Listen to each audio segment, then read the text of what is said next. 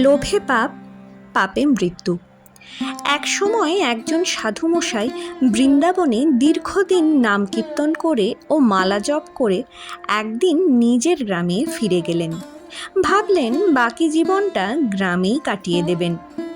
একদিন গ্রামের এক কৃষকের সঙ্গে ওনার দেখা হলো।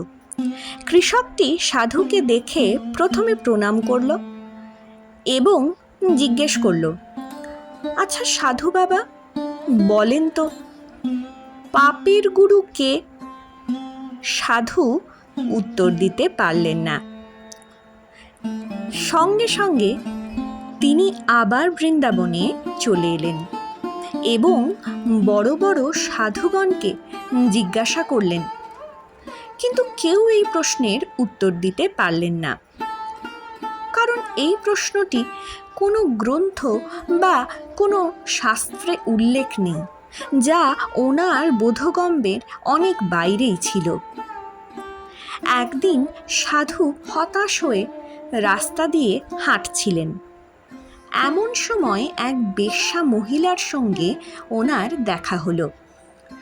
মহিলা বলল, কি সাধু, আপনাকে এত হতাশাগ্রস্ত মনে হচ্ছে কেন?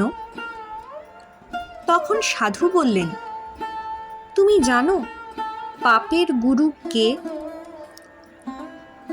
মহিলা বলল, এটা তো অনেক সহজ প্রশ্ন।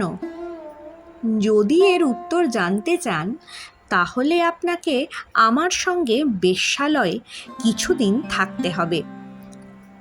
সাধু রাজি হয়ে গেলেন, কারণ উত্তরটি যে কোনোভাবেই হোক জানতেই হবে।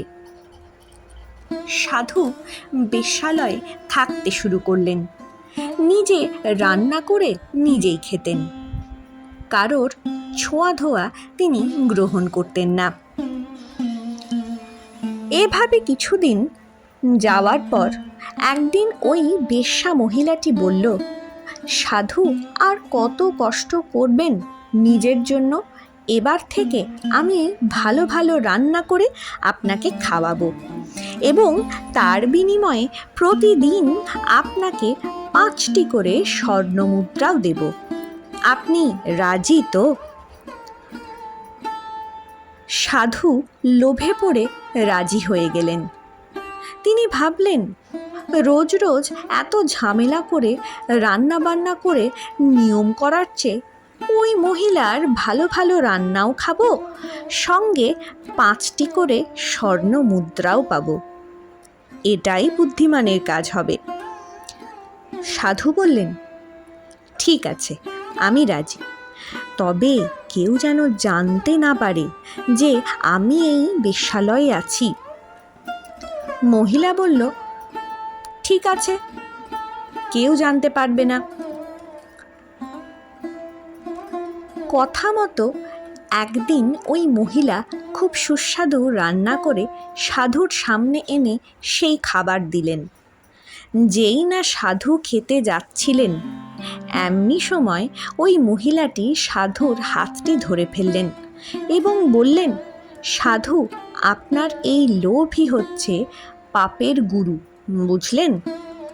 এই বোঝানোর জন্যই আমি আপনাকে আমার বেশ্যালয়ে নিয়ে এসেছিলাম।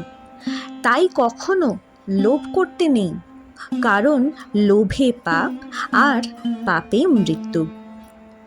বন্ধুরা, আজকের এই ভিডিওটি ভালো লাগলে অবশ্যই লাইক করুন আর চ্যানেলটি সাবস্ক্রাইব করুন।